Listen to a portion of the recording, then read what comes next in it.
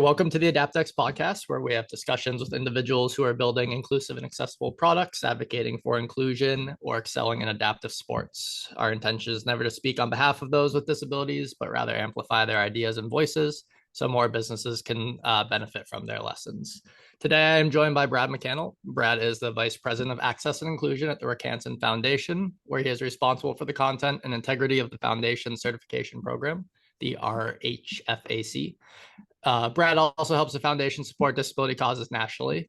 As a leader in the field of accessibility for the past 30 years, Brad has extensive experience in the application of universal design across the built environments, providing accessibility consultations for businesses and organizations, including the 2008 Beijing Olympics and Paralympic Summer Games, Rogers Arena, Richmond Olympic Oval, Vancouver International Airport, and the University of British Columbia, just to name a few.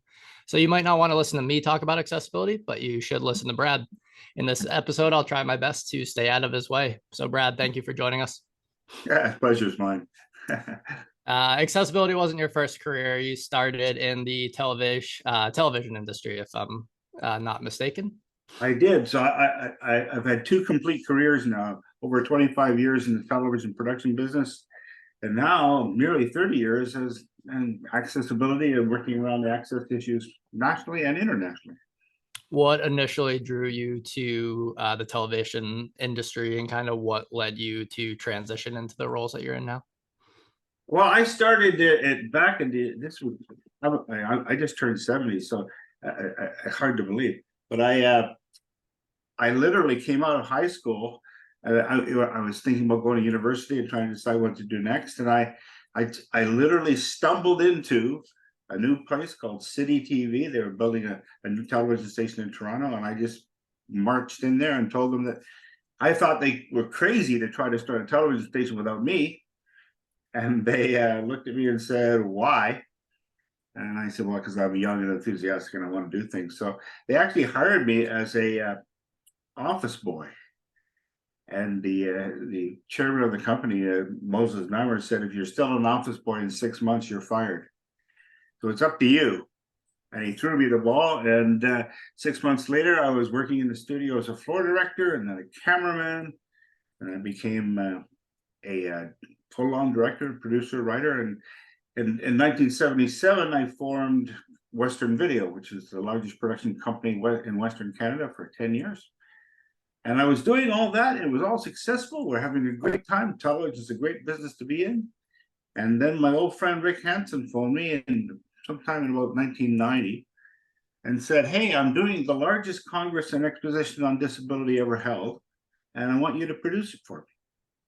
And I thought, well, this will be fun. It combines a couple of my passions.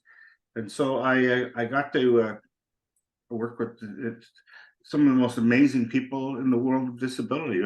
And I hadn't any exposure to it up till then. I kind of lived in my own little world over at television business. Didn't have a lot to do with either the advocates or promoting anything in particular. But at that conference, I met Justin Dart, who was one of the founders of the ADA in the US. And I met Henry Enns from Disabled Peoples International and Laurie Beecham from Independent Living Movement. And I suddenly realized what was going on out there. I had blissfully unaware. But when I started to see what was possible, there was 2,700 delegates from 93 countries around the world. And it was a very, very big conference, but it really turned my head around, because at the end of the day, when I was talking to Justin, he said to me, "You're exactly what we need. You understand communications and you understand disability from a lived experience perspective. You need to start carrying the flag." And so I switched careers right then and there. And so somewhere between 1977 and then 1990, when you had this exposure to Rick's work, yeah, you were in a car accident in 1980. I was, yeah, and about 43% of people with spinal cord injuries end up there because of automotive accidents, vehicle accidents, and I'm one of them. I'm also one of the ones that got saved because around the world there's clusters of disability, and there's lots of reasons for that. But in Vancouver, especially in the Lower Mainland, there's a large percentage of quadriplegics, and that's directly a result of, in 1980, they brought in the paramedic service. So an ambulance arrived, certainly, but with a paramedic on board, people were getting saved to, traditionally you never made it. You break your neck. Your mother used to tell you, slow down, you're going to break your neck. And she meant you're going to die. Well, most people died back then, but the two things that came along were the paramedic service and the invention of a whole series of antibiotics and drugs that help people with renal failure. Renal failure is the biggest killer of people with disabilities up until then, anyway.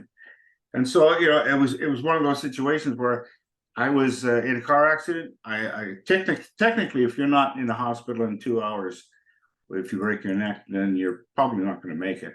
I was 6 hours, but I had some great care. I was and my timing was perfect in terms of the medical community being ready, and I survived. And so I thought, I got to take this next step here, and maybe it all does happen for a reason. And so I'll take this flag and start waving it. And it was interesting to me because when I finished Independence 92, that large conference we were talking about, I actually thought I'd drift back in my television world. But the phone started ringing, and it was corporate customers saying, "We heard you. You're right. We want to do this. What's the right thing to do?" And I thought, okay, I'll do a couple of little consulting gigs on the side and just try to get these guys going. But, for the conference, we needed 242 wheelchair accessible hotel rooms. And just for the wheelchair users, we had 2,700 other delegates. And so I went to the hotels and said, okay, we need 242 wheelchair accessible rooms. And they said, great, we've got 7. 7 in the entire Lower Mainland. And so we had to figure out how to make them accessible. And not only for people with mobility impairments, but people who are blind, people who are deaf, people on the neurodiverse community. We had to find ways of making all these hotels work.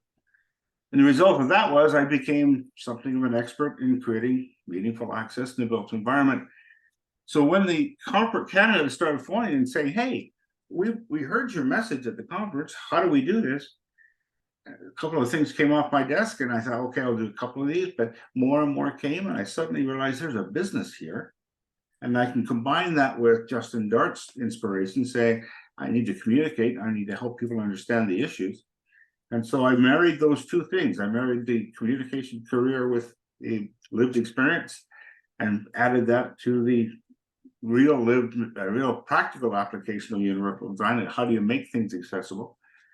And so in 1992, that was Canadian barrier-free design, and I never looked back. I've stayed in this field ever since. So there's about a decade between your accident and your introduction into this line of work. Did you resume in the television industry? Did you take a hiatus from working after the accident? I needed a year. It was actually a year to the day that I got back to work, and that was a tough year.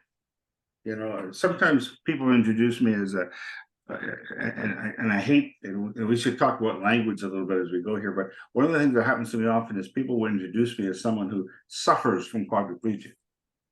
And there's so much wrong with that. The problem is if you think I suffer from quadriplegia, then you'll treat me differently. Right? If you think I'm suffering, it evokes this image of someone who's frail and troubled and not going to make it, suffered from disability. I just hate that introduction because, when I broke my neck for that first year, I suffered. I definitely suffered. It was a rough ride. You have to learn everything all over again. You have to learn how to, you have to how to get dressed. You have to learn how to walk. Now you're walking in a wheelchair, but you have to learn all that movement stuff. You have to learn how to get dressed. You have to learn how to eat. You have to learn how to go on a date. You have to learn how to steal a kiss. Like in a wheelchair, it's really hard to get in. You can't just do that, movie theater thing where I just lean over. You gotta find a way to do everything all over again. And it was brutal. It was painful, and it hurt like hell. But that was 43 years ago. So when somebody introduces me now, as a person who suffers from quadriplegia, no, I'm not suffering at all, to tell you the truth. I have a wonderful life. I have a beautiful home and a lake in the middle of nowhere, and I have a beautiful wife, and I have a fabulous service dog, and I'm not suffering. So I hate it when people equate that. Yeah. Because I'm in a wheelchair, I'm not suffering. Was there a point in your recovery where you became more comfortable with your new situation of like using a wheelchair? One question we've asked some of the guests with SCI on other episodes is, were you always adamant on walking? I see like that as one big trend with a lot of injuries. Like everyone focuses so much of their energy and attention on the idea of walking again, whereas they might be able to adapt to like a different lived experience just in their wheelchair. Yeah, that's the immediate thing. And we're gonna walk again. But it's a Hollywood idea that if you want to bad enough, if you really, really want to, if grandpa's in the well and you have to get up to save him, that you can somehow overcome spinal cord injury. And it's that Hollywood idea, and it happens to all of us. And in fact, I spend quite a bit of time talking to newly injured people, and it comes up every time. But you very quickly get rid of that. You very quickly realize walking is the least of your worries. Give me bladder control, give me bowel control, give me an orgasm. I don't care about walking. Give me control of my own body again. Those are the things that interest me. And I got there very quickly. I didn't spend a lot of time looking backwards. I tend to do that anyway, the glass is half full kind of thing. But at the end of the day, what's important for me was to get out of the hospital, get out of rehab, get back to work. And having said all that, I'm actually the luckiest guy in the world, and I can demonstrate that in a couple of ways. Number one, on September 24th, it was a Wednesday, I bought disability insurance. As a cameraman, I thought I should have some insurance in case something goes wrong, I break a leg or something. So on Wednesday, the 24th, I bought disability insurance. And then on Friday, the 26th, I broke my neck. And so I had the financial stability that I needed. I also was a co-owner in the largest production company west of Toronto, up in Canada here. And so I had a job. Now that's a really big deal as a wheelchair user. Being employed as a person with a disability, one of the hardest things to do, just to get that chance. Now I owned the company, so I was going to get the chance. And I had a million friends and a million girlfriends and people in my life who really wanted to help me. And so I had everything going for me. The luckiest guy in the world. If it's going to happen anyway, it's going to be to me. Now, okay, let's take this ball and run with it. So I didn't spend a lot of time in the poor me stuff. That's as I say, that just me. I know a lot of people get locked into that idea of I'm going to walk again, but it's really a Hollywood idea, and it's a really when we did the Paralympics in Vancouver in 2010, one of the things I asked the media to not do was not ask what happened. It's always this, like the second question media wants to know. Here's Brad McCannell, and well, we just did it a moment ago. Here's Brad McCannell, and he broke his neck in his car accident. In this context, it makes sense because we're talking about disability issues and all the rest of it. But if you're interviewing a Paralympian about, marathon wheelchair races or whatever it is, it shouldn't matter how I got here. Whether it was a car accident where I dove into a pool with no water, or I broke my neck skiing, whatever it was. What should matter is how I'm doing now, what I'm achieving now, where I'm going forward as a Paralympian. All the amazing things you do beyond that. How you got there is immaterial. But the other thing to remember is when you're talking to someone with a disability and you ask them how it happened, well, for some of us, it's the most traumatic moment in our lives. For some of us, a complete disaster. And so it's like you want me to share the most incredibly traumatic moment of my life just as a casual conversation. And it's like, sure, I'll tell you how I broke my neck right after you tell me about your hemorrhoid operation. It's just like, why does that matter? What is the cause of my accident? And you able-bodied people, well, we call you tabs because you're only temporarily able-bodied. Doesn't matter if you're face plant at Whistler when you're a teenager and you end up in a wheelchair, or you're 85 and you need a walker and a hearing aid. You're going to have a disability. The only question is when and for how long. So the bottom line on all this stuff is, it doesn't matter how I got here. What matters is how I dealt with it, how I moved on. That's the important stuff. But sharing my most traumatic moment, I can do it because, first off, it's a long time ago. And second, that's car accidents pretty common. We didn't get any details there. But for a lot of people, as soon as you ask them that you're taking them to a point in their lives that they've been trying to get away from since it happened. Yeah, in that Paralympic space, is that kind of synonymous with like the inspiration narrative of and you kind of, like you mentioned, like sensationalizing and kind of Hollywood portrayal of disability. Do you see issues with how media and literature portrays disability that kind of perpetuates some of these narratives? Oh gosh. Honestly, the media only has two stories. The first story is, look at that guy, poor bastard. The second story is, hey, look at that guy, he's a hero, poor bastard. It's always the same thing. They always want it to be sympathy. And what do you think needs to change to maybe address that? I want empathy. I don't want sympathy. I don't want preconceived notions about what I'm capable of. As soon as you start down that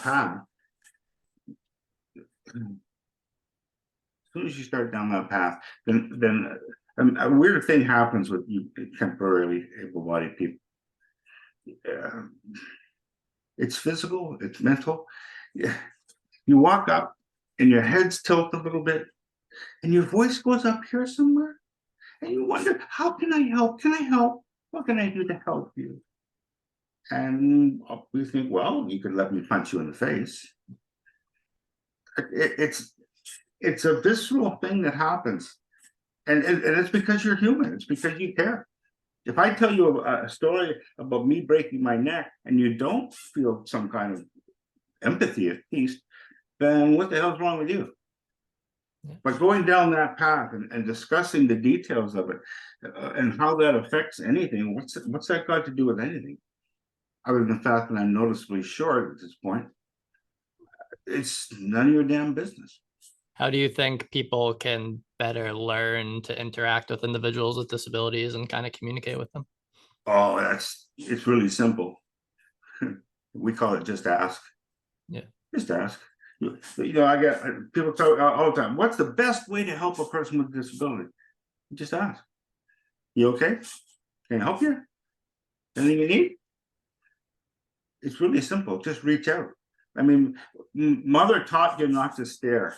When you see a wheelchair user or someone with some kind of disability, mom said, don't stare. And it's always funny to me because when I go to a crowded place like a terminal, people are so busy not staring, they run over me or they trip over me or they look the other way. And the problem is it's that social stigma.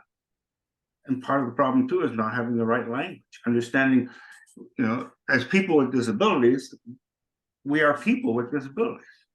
It's a really funny thing. If you think of me as a disabled person, the first thing that enters your mind is I'm disabled, and that little sympathy trigger happens. If you think of me as a person with a disability, I know it sounds silly, but it changes the whole way you interact with me. That simple little piece. Now, some people like to be called, put the disability first, and that's self-identifying, and that's totally valid. And if someone says to you, I prefer to refer to you as a, a disabled person or a quadriplegic or whatever it might be, that's totally fine. But as an opening comment or an opening salvo, as an able-bodied person especially, I want to be referred to as a person with a disability, because when you refer to me as a person, you think of me as a person, and it changes the way you interact with me. It literally does. Yeah, it seems like the language and the terminology that people want to be referred to by is different for everyone. So it's Mm-hmm. tough when you enter, I guess, a situation or an interaction when you haven't had any conversation with that person to, like you said, the first key is to ask, but it's not always the easiest thing to start off a conversation with. Well, How it might not even be something that you need to even ask. How do you want to be referred to as? You don't need to really have those denominators to begin with. But no, you don't. And when I say just ask, I mean just reach out. I mean, there's a person in there, and people talk. Don't stare. Mom said don't stare, so you don't. But the net effect of that is you don't do anything. Right? You can't meet my, you can't, a lot of people can't even look at me, won't meet my gaze, they look away, they talk around me. And I get that it's uncomfortable. But what you guys have to understand as tabs is that your day is coming, number one. But number two, it's not about a few wheelchair guys. We're talking about massive numbers of people. You know, in Canada, 24% of the population already reports having a significant disability. Certainly it's similar in the United States. The numbers, you know, percentage-wise, not totals, but percentage-wise, we mirror each other quite often. I don't know the US stats as well as I know the Canadian ones, but that 24%, the thing about that is it hides a number, because all of us have at least one other person in our life. You know, mother, father, sister, brother, you know, lover, even if it's a paid caregiver, even if it's a paid lover, we have one other person in our lives that also benefits from that interaction, the accessible environments, the welcoming environments that bring us all in. So the number is not 24% affected by what we're talking about here. It's 50, it's 60. I have more than one person in my life. So it's 60% of the population, 70% of the population that really benefits from a barrier-free approach, welcoming environment, and having you as able-bodied people understand that we're everywhere, even yeah, though you may not know it.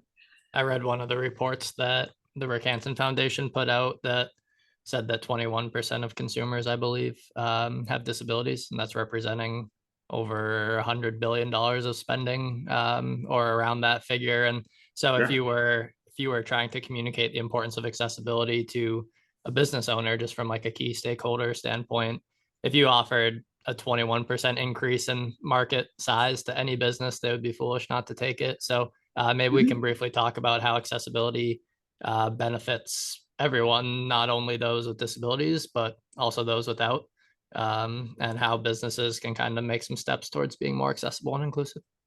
Well, that's actually what's happening. You know, there's a bit of a revolution going on right now, because up till now, it's always been a social issue, right? Like you want to create access for people with disabilities out of compassion, out of recognition that, you know, they're people and they need help. What's happening now, though, is finally businesses and industries realizing there's a real return on investment here.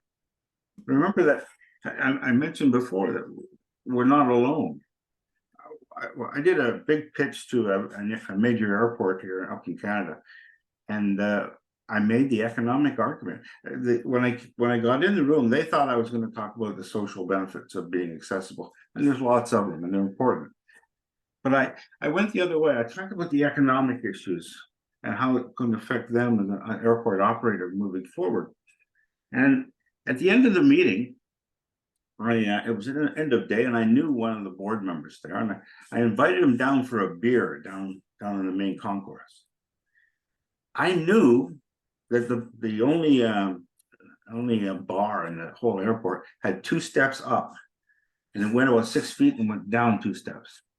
I still don't know what those steps were for, but I knew that I couldn't get in there. But I invited vice president of corporate affairs down with me. And when we got to the steps, I said to him, look, Michael, I just wanted to make a point here that when they lose my business, they also lose your business because you're not going to go in there without me.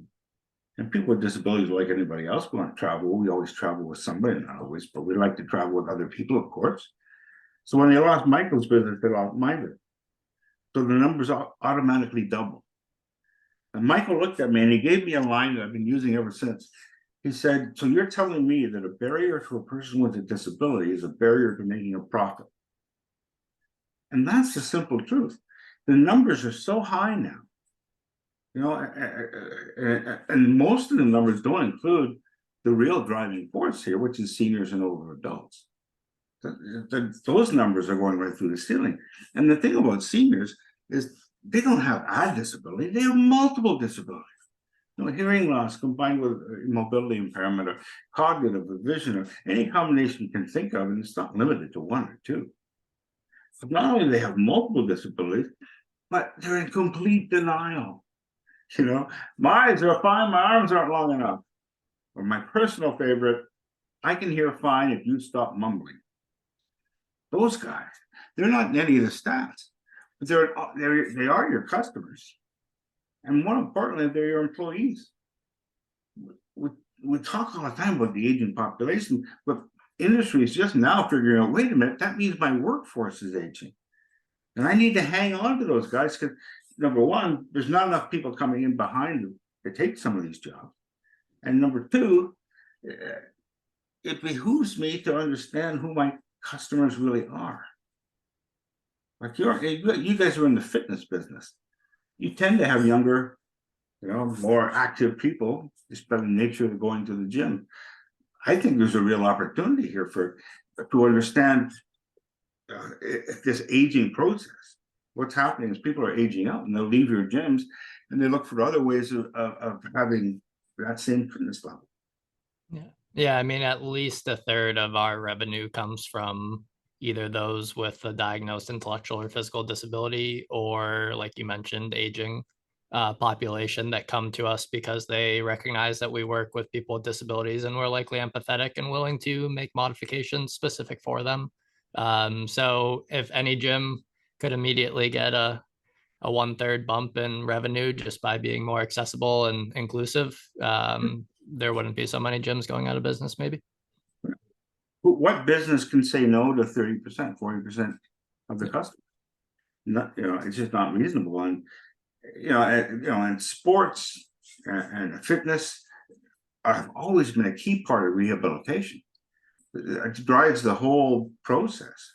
Without sport, something as simple as a volleyball game or playing wheelchair basketball, it not only helps you physically because of the fitness level, but it's that social key, it's that interaction. There's something going on here that life goes on. And Yeah, so we talk about accessibility being more than just the physical environment. I mean, a sense of inclusion by definition is environment where you feel a sense of belonging.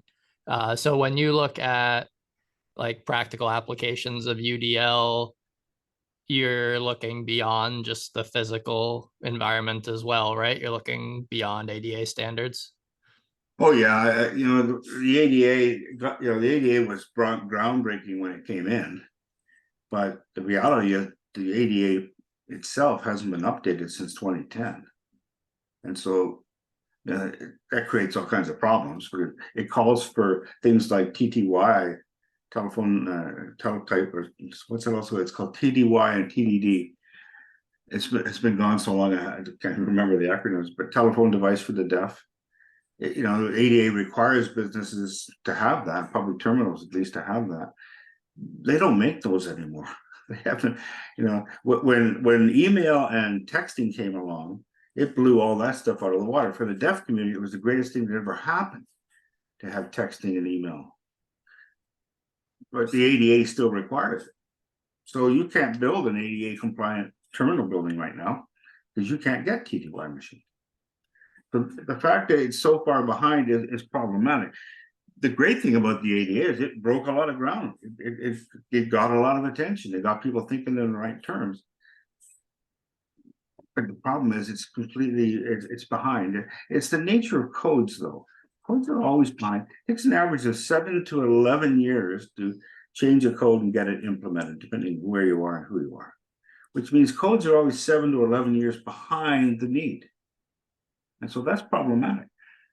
That's why we created the Rick Hansen Foundation Accessibility Certification Program, to bring people up and understand that a code minimum access strategy really only addresses mobility, wheelchair users, more than that. And so if you're addressing only mobility issues, then you're missing about 70% of the rest of the community of people with disabilities. And that means you're missing 70% of the return on investment as a business owner. So you have to understand, it's not about a few wheelchair guys. It's also about people with hearing loss, people with vision loss, people with deaf, people with blind. You know, they're all separate disciplines. The neurodiverse community, as you well know, is a massive group of people. And the accommodation to make their lives better isn't very difficult, really. There's lots of little things you can do. It's just a matter of understanding who your clients really are. It takes 3 things to create meaningful access. First, you have to know who your customers are, who your clients are, who people with disabilities really are. Second, you have to understand that access is a management decision more than a design decision. You know, architects, planners, facility operators will build anything you want, as long as the owners and operators want it first. And the third thing is you have to professionalize the delivery of accessible design. It can't come from advocates anymore.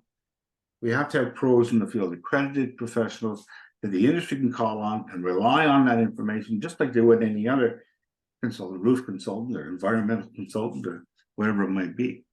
Having those 3 things in place means you can deliver meaningful access, and meaningful access is the whole experience.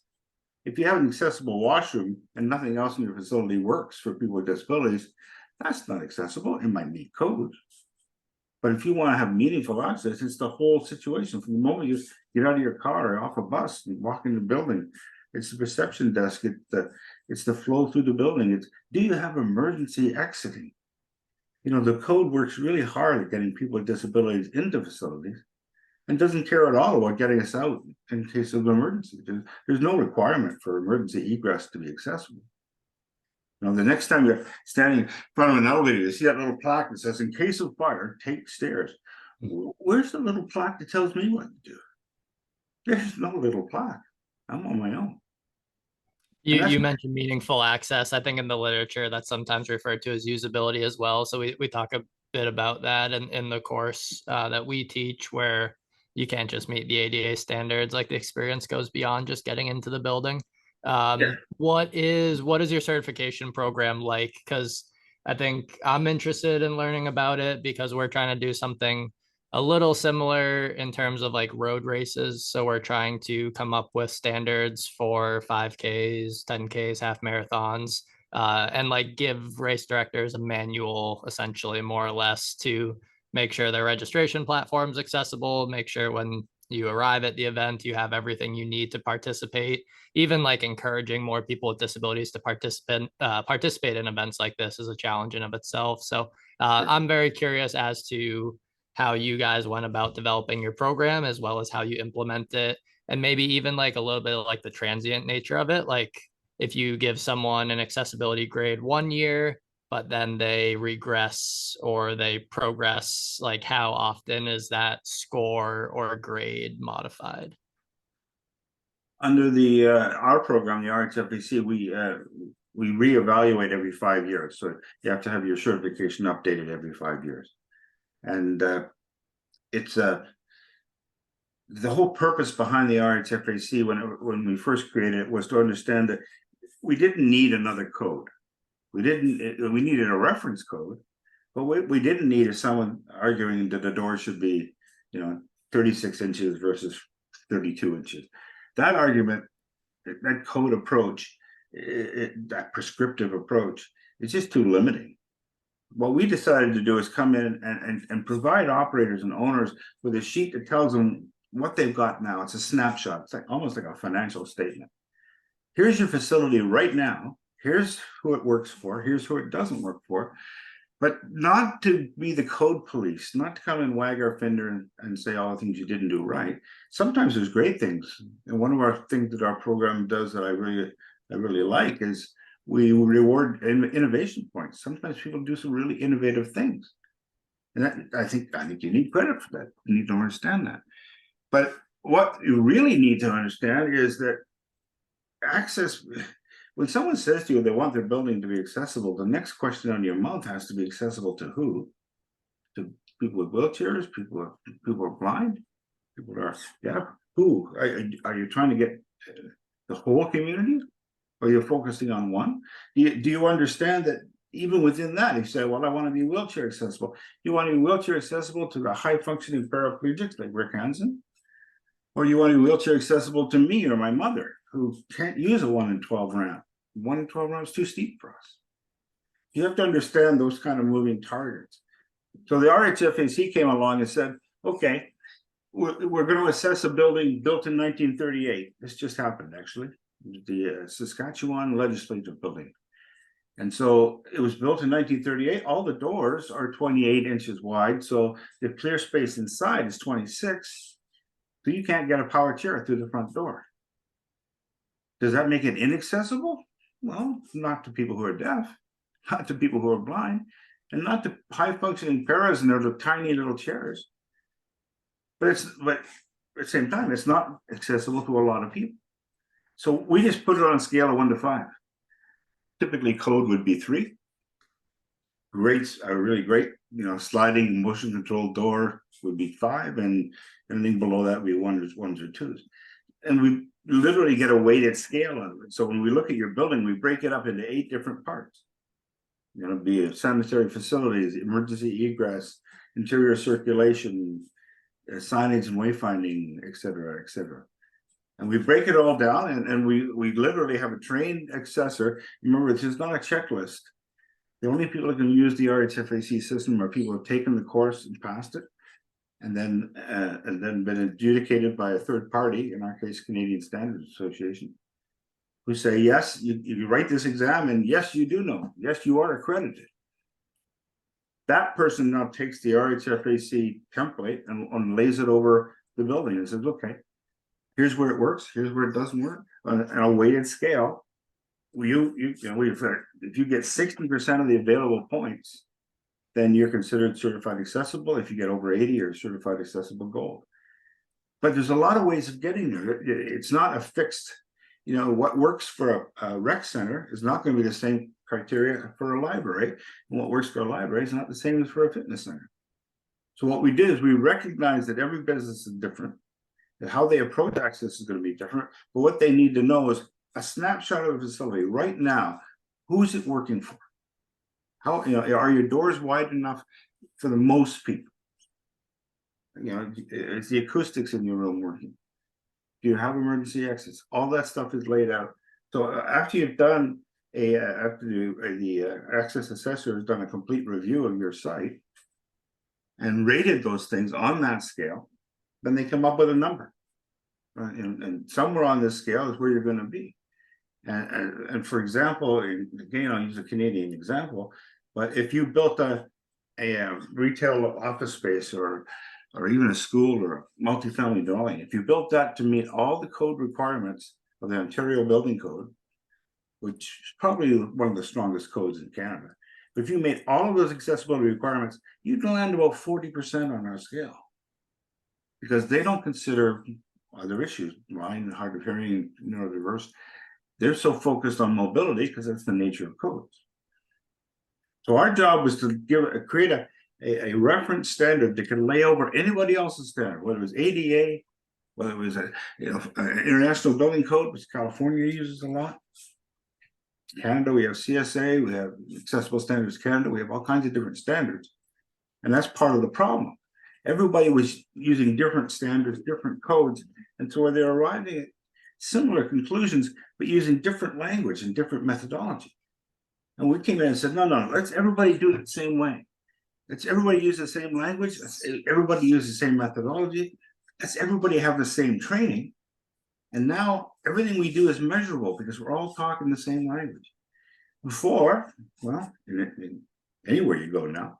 If they've probably done a really nice job and they met all the code requirements in their area, but their language is different, their methodology is different, so it's not measurable. I can't compare their building to mine because I don't know what standards they used. If everybody was using the RHFAC, which is our goal, and we've rated over 2,000 buildings now, and we've got 500 and something people trained in our system. By having common language, by having common methodology, not only can we address the issues, because things that get measured get funded, but not only can we do that, but we can change the culture around this. Our object of our exercise for us was never to create a whole bunch more access consultants. There's lots of them around, and really quite good ones. I used to be one. I used to compete with all these people. I know they're really good. That wasn't the game. The game was to try to change the existing culture. The important thing was to take existing architects, planners, building inspectors, carpenters, plumbers, the people doing the work, and helping them understand the reality of disability and who people with disabilities really are, and how to make this work and seize that return on investment. We've seen a lot of people lately, a lot of employers, and they're wringing their hands and they're clutching their pearls because they can't find enough people to work. That whole work ethic has changed a little bit. But for us, it drives us nuts because we know that 57% of our community is unemployed. Even though we're highly skilled, most of us are highly educated. I mean, if you're looking for an employee that's dedicated, a problem solver, someone who can, go with the flow, a person with a disability is the perfect answer because we do that every morning just to get out of bed. So having that accessible premises opens up the customer side, certainly, but it also opens up the employee side. And that's a huge benefit to owners and operators anywhere, no matter what business you're in. Yeah, there was a lot of gold in there. Are there prerequisites for taking your course? We have several courses. So we have courses that are entry level that there's no prerequisites required. We're going through a big change now, and some of these names will change in the spring of next year. But right now we have something called Accessibility 101, which is basically an introductory course on universal design and what's the point, and the whole idea of the practical application of universal design. I mean, universal design isn't a thing in and of itself, it's a concept, it's a way of approaching a project. So we have Accessibility 101, and that's an online course. But we have the pro courses, which are RHFAC. So if you wanted to end up either being an assessor or having that knowledge within your company, there are prerequisites for that. So you have to have experience in the built environment, whether that's as an architect, an engineer, construction site worker, because we don't have the time to teach you how to read drawings. We don't have the time to teach you how to read codes. But it's about a 48-hour online course available right now, or you can attend it in person in post-secondary schools right across Canada. So there's, I think, 8 locations now. So that's how, that's the general approach. But the idea is quite simple, is to get that common language, common methodology. And if we're all singing the same song, then we can now address the issues. Yeah, that's definitely something I'm interested in, purely from like a learning experience. Was there a process of, the last question about the certification, was there a process of like validating it, or did you consult with a lot of people, kind of like a Delphi research project? Oh man, yes, right from day one. So what we did 8 years ago now, it's hard to believe it was 8 years ago, but 8 years ago we started the process, and we got the first rating system on paper. And it was, the idea was, let's look at all the other efforts around the world, from Australia to Iceland's doing amazing things, Ireland's doing amazing things. The New York standard is quite good. It's developed by the Idea Center out of Buffalo. Really good standard, all code based, all prescriptive rather. Saying the door should be 36 inches or this, all these fixed heights and fixed things. But what we wanted to do is make sure we didn't miss anything. So we reviewed all those things and tried to bring it into our world, which was not prescriptive, but rather just reference. And when we did that, we ended up with a questionnaire that an assessor would take to the site was over 1,300 questions long, and that's just completely impractical. So we vetted that and got it down to a pilot stage. Then we took it out and we tried a pilot in a few locations. And then we brought the whole thing back and we sat down with pretty much every major organization of and for people with disabilities in Canada. And we went through it line by line and heard their comments on it. And many people said, you need to add this, or you should take away that, but the whole community got involved. And so we took that then, and that became another version of it. And then we formed a technical committee, which is made up of the people with lived experience, people who are, and even broader than that, people with architecture experience, people doing the actual work in the trenches. And so that committee is, I think, 48 people from all walks of the actual practical application side. And they had direct input, and we updated it from there. And then we formed an advisory committee from industry, municipalities, large project management companies. I think there's 14 on that committee. So getting direct input from the people who have to implement the change. In our community, we forget that when we create these new codes and raise that bar higher and higher, we always forget to invite the people to the table who are actually paying for it, and that's the industry. So we made darn sure that they had direct input into our program. And when we did that, it was amazing what happened. They suddenly started seeing the return on investment, stopped seeing it as more red tape, more bureaucracy, more frustration because we can't do what we want to do because we have to meet all these access requirements. And instead saw the opportunity that universal design brought to the table by bringing more people into the business, more people into the employment side, and a miracle happened. And they if you build it, they will come. Well, they started to see it. And so that's all those are ongoing. Those committees meet 3 times a year, I think, maybe 4. And that input is constant because access is a moving target. You have to stay on top of it. What was important for accessibility in the 70s is taken for granted now, and we're looking at other areas, whether it's neurodiverse or environmental sensitivities or whatever it might be. Access isn't the thing to remember about accessibility is it's not black or white. There's no yes or no. Nobody's right, nobody's wrong. And in fact, when you do something for one group, you often create a problem for another. I had a problem at these airport terminals. They're big glass tile buildings, and they just get so noisy, it's crazy. So we put carpet down, dampen down the noise, really help people with hearing loss. Well, that was great. We helped people with hearing loss. We made it harder though for people using wheeled mobility devices. So anybody using a wheelchair pushing on carpet, it's going to be harder for them. So did I create a barrier or did I take one away? Well, when we looked at it, we said, well, for every person using a wheeled mobility device in an airport terminal, there's about 4,000 people who are hard of hearing. So the importance of getting that sound level down was really critical. So the greater good for the greater number of people, universal design, that's what you're trying to strive for. Now, that doesn't mean you just don't, forget the wheelchair guys. You find a better way. What we ended up doing was a concept called path within a path. So we cut out pieces of the carpet so there's bare floor so you could roll along, and that sort of solved both problems. But there's no. But my point is, there's no yes or no. There's no black or white. It's not like other areas where sustainability, where it's off gassing or it isn't.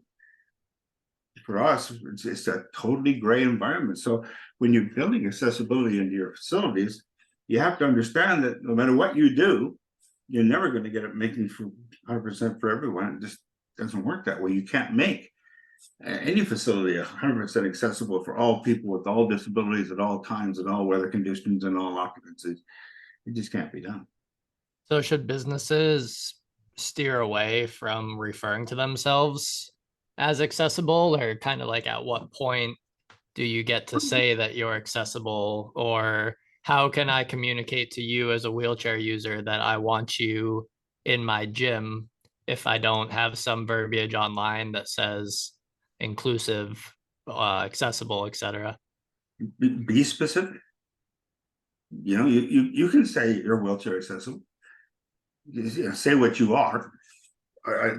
But something like we're accessible or fully accessible. Fully accessible is one of those phrases we always laugh at. You know, if you say you're accessible, it means you have a ramp. And if you say you're fully accessible, it means you have 2 ramps. But the bottom line on that is be accurate, be real. Don't be afraid. Often businesses are afraid to say, well, I'm not accessible to people who are deaf, because that opens them up to, you know, in your country, maybe legal action, maybe get sued under the ADA or whatever it is. But they're hesitant to do that. But the more information you provide, the better it is.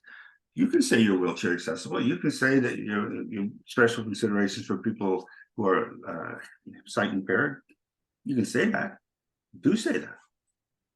Just don't pretend that it's all things to all being. Fully accessible means nothing in our community, because we know you don't know what that means. Yeah, that's good advice. And just like you mentioned, it's a moving target. So would you want to see a business be reactionary to like every client's concerns? Like, how would you want us to handle in access? No, I definitely do not want you to do that. I want you to understand that this is a business opportunity like any other one. And I want you to sit down and figure out over the long term, what's the best thing for your business? Well, how's this going to work for you guys? You know, I worked on mega projects like the 2808 Beijing Olympic Games, which is the largest Paralympic event I think ever held. I did 2010 games in Whistler, and I've done tiny little bakeries and even a baggage cart one time. The thing they all had in common is they understood what access meant to their organization. It's too big. You can't fit everything in, and everything doesn't apply to your organization. Understanding how access will benefit your organization, developing a long-term plan, that's what the RHFAC really is. It gives you a one sheet to look at and say, okay, here's what I have to do. I'm weak in washrooms, I'm strong in signage, I'm weak over here. So now it becomes a planning tool. So what I want to do is to understand what's happening to the demographics. You know, you guys are running gyms. And in your case, you've got a large percent of neurodiverse community. Congratulations, by the way, that's a real feat. But understand that, you know, just understanding that your clientele is getting older, and what's that going to mean? And if I'm making all kinds of assumptions here, but if I'm running a gym, a conventional gym, and typically it's going to be younger people who are highly fit, and maybe bodybuilders, that kind of crew. But understanding that they're going to age out and they're going to stop using your facility. So why not capture that? Why not have your facility develop over time to accommodate older adults and seniors? Because the exercise patterns will change. But what we don't want to do is we don't want to lose those guys as customers. But if you keep presenting yourselves as this great place for young able-bodied males, then you're going to lose them. Eventually they're going to move on, and they'll end up in senior centers, which is the other end of the spectrum, which nobody really wants to do, but at least it's some kind of exercise, it's some kind of something. But I want you to use all these stats as a business, as a planning tool. I understand where the demographics are going to take your clients, both new ones, you know, as you become more accessible, you can get new clients, but how do you keep the ones you got?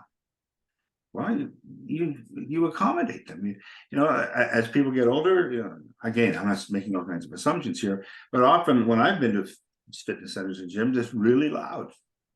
And older adults and seniors hate loud. So what can you do about that? Well, you can plan to change the acoustics of your facility, but do it as a plan. I don't want you to say, well, I got a client who's low vision, so I'm going to suddenly change everything in the building. No, you should say, okay, there's a client with low vision coming my way. I think that's the tip of the iceberg. How can I, as part of my whole planning process, as part of my working in the long-term prospects for my business, what can I do? So a year from now, can I make the washrooms better? You know, a year from now, can I improve the acoustics? Make it part of your rural business plan, because the demographics are changing. And if you're going to keep up with that, if you're going to stay in business, then what you have to do is understand that change and accommodate it. But do it as part of your bound. Don't knee jerk. those, if you get a chance to get a blind guy, I'm gonna use a blind person, I'm gonna change everything. No, you don't. But use that as a motivator, but make it part of your business plan. It's got to be part of the long-term planning. Doing this stuff as a knee-jerk reaction has been part of the problem. Yeah, I think that answers a question that we've wrapped up a lot of these episodes with, which is kind of what do you think needs to be done to make the fitness industry more accessible? And it sounds like having a long-term plan, understanding the needs of clients, understanding the evolution of your clients, and kind of retaining that lifetime value of your customers by understanding their needs. That's exactly right. The lifetime value and what they bring to the table. And fitness and sport is such a critical part of staying healthy, of staying active, of staying alert. Yeah. Don't make it inaccessible because it's focused on young men. God bless young men, but no, it's not going to do it. Yeah. Well, Brad, it's been an honor to have you as a guest. This platform's introduced me to some incredibly interesting and insightful people that I feel very fortunate to get to talk to. So thank you for joining me today for what I think has been probably my most informative episode in terms of notes that I've taken throughout the conversation. So I really appreciate it. Well, I'm so happy to be here. It's a very deep well you're plumbing here. And if there's an opportunity to revisit this or maybe dive down on a couple of things, I'm happy to do that too. But my parting note will be, if you build it, they will come. And if you don't build it, they won't come. Thank you for listening to the AdaptX podcast. Our effort to amplify the ideas of our guests and create more inclusive and accessible industries is futile unless these episodes reach a larger audience. If you enjoyed our discussion today, please leave us a rating or a review on whichever platform you use. And if you would like to learn more about AdaptX, the course that we teach to health and fitness professionals and the projects that our organization is working on, you can subscribe to our newsletter through our website, www.adaptx.org. Until next Monday.